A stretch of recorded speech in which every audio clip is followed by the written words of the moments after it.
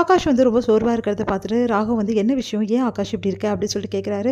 ஒன்றும் இல்லை அப்படின்றாரு. எனக்கு நல்லா தெரியும் உனக்கும் அணுக்கும் எதாவது ப்ராப்ளமா அப்படின்னோடனே அது வந்து ராகவ் அப்படின்னு சொல்லிட்டு அழுகுறாரு. என்ன ஆகாஷ் ஏன் எப்போ பார்த்தாலும் அழுதுட்டுருக்க, என்ன ஆச்சு உனக்கு, என்ன ப்ராப்ளம் அப்படின்னோடனே இல்லை அணு வந்து அதை நினச்சி பயப்படுறாங்க, அதனால் என் கூட சரி வர அவங்க வந்து பேசுறது கூட கிடையாது, நான் எது சொன்னாலும் அவங்களால வந்து அப்படியே விலகி விலகி போகிறாங்க ராகவ், நான் என்ன தான் பண்ணுறது, நான் எவ்வளோ சொன்னாலும் புரிஞ்சிக்கவே மாட்டேங்கிறாங்க அப்படின்னோடனே யோசிக்கிறாரு ராகவ். சரி இதுக்கு நான் ஏதாவது பண்ணுறேன் அப்படின்னு சொல்லிட்டு போகிறாரு. சரி அப்படின்னு சொல்லிட்டு யோசிச்சுட்டே இருக்காரு.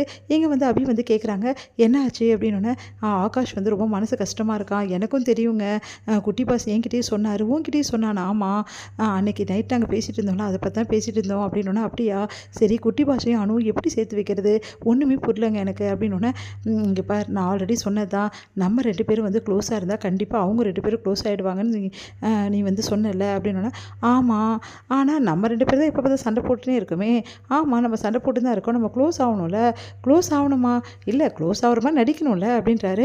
சரி என்ன பண்ணலாம், என் ஃப்ரெண்டோட பார்ட்டி வந்து இருக்குது, நம்ம அங்கே போகலாம், அங்கே போய் நம்ம 2 பேர் டான்ஸ் பண்ணுறோம், டான்ஸா எனக்கு அதெல்லாம் வேணாப்பா, நான் அதெல்லாம் பண்ண மாட்டேன், இங்கே பார் ஓவராக பண்ணாது புரியுதா, அதை அணுவும் நம்ம ஆகாஷும் பார்க்கணும், அப்போ தான் அவங்களுக்குள்ளேயும் ஒரு கெமிஸ்ட்ரி வரும், அப்போ அவங்களும் டான்ஸ் பண்ணுவாங்க, அப்புறம் என்ன கண்டிப்பாக கெமிஸ்ட்ரி சீக்கிரமாக ஒர்க் அவுட் ஆகும், 2 பேரும் வாழ ஆரம்பிச்சிடுவாங்க அப்படின்னோடனே இந்த பிளான் நடக்குமா ராக்கி பாய் அப்படின்னு கேட்குறாங்க. கண்டிப்பாக நடக்கும், சரி இங்கே பார் அப்படின்னு சொல்லிட்டு ட்ரெஸ் எடுத்து காட்டுறாரு. என்ன ட்ரெஸ் இது அப்படின்னா இந்த ட்ரெஸ் தான் பார்ட்டி வேர் ட்ரெஸ்ஸஸ், இதை நீ போட்டுக்கோ, இதை போட்டுக்கினா தான் நம்ம அங்கே போக முடியும், சரி இதை போட்டுக்கினா டான்ஸ் ஆட தெரியாது எனக்கு அப்படின்னோடனே டான்ஸ் ஆட தெரியாதா, நீ நல்லா தானே டான்ஸ் பண்ணுவேன்னு சொல்லியிருக்காங்க, கரெக்டு தான் நான் தனியாக ஆடுவேன், ஆனால் ஜோடி ஆடணுன்னா கூட யாராவது இருந்தால் தானே முடியும் அப்படின்னோடனே அப்படியே யோசிக்கிறாரு. நீங்கள் வர்றீங்களா சொல்லுங்கள், முதல்ல ப்ராக்டிஸ் பண்ணுவோம் அதுக்கப்புறம் பார்ப்போம் அப்படின்னோடனே சரி ஓகே நீ முதல்ல ட்ரெஸ் பண்ணிட்டு வா பார்க்கலாம் அப்படின்னு ட்ரெஸ் பண்ணிட்டு வராங்க. அவ்வளோ அழகாக சூப்பராக க்யூட்டாக இருக்காங்க அபி, அப்படியே பார்த்து மயங்கி போகிறாரு ராகவ். ஒரு நிமிஷத்தில் அபியை பார்த்துட்டு அப்படியே சிலையாக நிற்கிறாரு.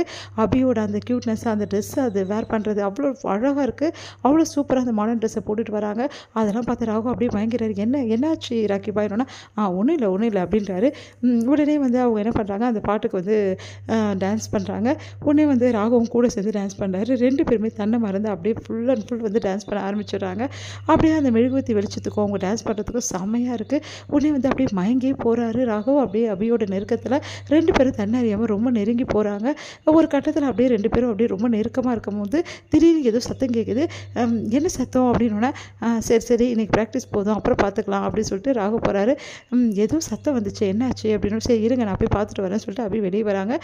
வெளியே வந்து பார்க்குறாங்க, என்ன ஆச்சு இப்படி இந்த சத்தம் வந்துச்சு, யார் நம்மளோ வாட்ச் பண்ண மாதிரியே இருந்தது, யாரோ நம்மளை எட்டி பார்த்த மாதிரி ஃபீலிங்காக இருந்தது அப்படின்னு சொல்லிட்டு எல்லா இடமும் பார்க்குறாங்க. பார்த்தா யாருமே இல்லை. அந்த டைமில் ஒரு முரளி வந்து எட்டி பார்த்துட்டு அப்படியே வந்து பயந்து போயிடுறாரு.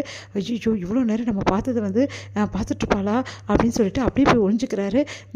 இது யார் செஞ்ச வேலைன்னே தெரியல, ஒன்றும் புரியலையே அப்படின்னு சொல்லிட்டு யோசிச்சுட்டே வந்து போகிறாங்க.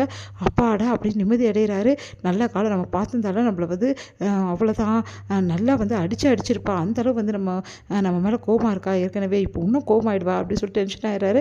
அடுத்த நாள் வந்து காலையில் என்ன பண்ணுறாங்க, அபி வந்து அங்கே உட்காந்துட்ருக்காங்க. அப்போ கரெக்டாக முரளி அங்கே வராரு. முரளி பார்த்தோன்னா அப்படியே வந்து அபி யோசிக்கிறாங்க, இந்த ஆள் தான் நைட்டு வந்திருப்பான்னு நினைக்கிறேன் அப்படின்னு சொல்லிட்டு உடனே எல்லாருமே வந்து போயிடுறாங்க. அங்கேருந்து முரளி மட்டும் போகிறாரு. ஒரு நிமிஷம் நிற்கிறீங்களா அப்படின்றாங்க. என்ன விஷயம் அபி என்ன அப்படி சொல்லிட்டு கேட்குறாங்க. உங்களுக்கு ஏன் இந்த வேலை அப்படின்னோடனே என்ன வேலை அபி, எனக்கு ஒன்றும் புரியல, நீங்கள் என்ன சொல்கிறீங்கன்னு எனக்கு தெரியல, எனக்கு நல்லா தெரியும் நேற்று நைட்டு நீங்கள் தான் எங்கள் பெட்ரூமை எட்டி பார்த்தீங்க கரெக்டாக அப்படின்னோன்னா அதிர்ச்சி அடைகிறாரு. இப்போ இப்படி கண்டுபிடிச்சா அப்படின்னு சொல்லிட்டு உங்களுக்கு அசிங்கமால இப்படி பண்ணுறதுக்கு அப்படின்னோடனே இங்கே பாருங்கள் அபி நீங்கள் ரொம்ப தப்பாக புரிஞ்சிருக்கீங்க, நான்லாம் அப்படிலாம் பட்ட ஆள் கிடையாது, வேணா நீங்கள் அம்மா கிட்ட கேட்டு பாருங்க. என்ன அம்மா கிட்ட கேட்டு பார்க்குறது, தேவையில்லாதெல்லாம் பண்ணிகிட்டு இருக்கீங்க, நானும் பார்த்துட்டு தான் இருக்கேன் உங்களை, தேவையில்லாமல் என் விஷயத்தை தலையிட்டீங்க, நல்லா இருக்கா சொல்லிட்டேன், நேற்று நைட்டு நீங்கள் பண்ண அசிங்கத்தை நான் சொல்லவா அஞ்சலி அக்கா கிட்ட சொன்னேன்னா அவ்வளோதான் உங்களை காரி துப்புவாங்க, இதோடு நிறுத்திக்கிங்க உங்கள் வேலையை, நானும் பார்த்துட்டு தான் இருக்கேன், நீங்கள் பண்ணுற வேலை எல்லாமே எனக்கு நல்லா தெரிஞ்சு போச்சு, உங்களுக்கு ஞாபகம் மறதிலாம் எதுவுமே கிடையாது, நீங்கள் நல்லா நடிக்கிறீங்க அப்படின்னோடனே அப்படியே அதிர்ச்சி அடைகிறாரு. ஐயோ இவ்வளோ கண்டுபிடிச்சிட்டாலேன்னு. உண்மையை சொல்ல போகிறீங்களா இல்லையா, இப்போ உண்மையை சொல்லலை அப்புறம் நான் என்ன செய்வேன்னு எனக்கே தெரியாது, உண்மையிலே உங்களுக்கு ஞாபகம் வருது இல்லை தானே, எல்லாம் மறந்து போல தானே, என்னை வந்து வாட்ச் பண்ணுறது தானே உங்கள் வேலை, இப்போது உங்களுக்கு வயிறு எரியுதுல ராகு கூட இருக்கிறது அப்படின்னோடனே அப்படியே அதிர்ச்சி அடைகிறாரு. என்ன இப்போ எல்லாமே தெரிஞ்சுட்டு கேட்குறா, அப்படி ஏதாவது இருந்துச்சு அப்புறம் நான் என்ன செய்வேன்னு எனக்கே தெரியாது அப்படின்னு போகிறாங்க. அதிர்ச்சி அப்படியே நிற்கிற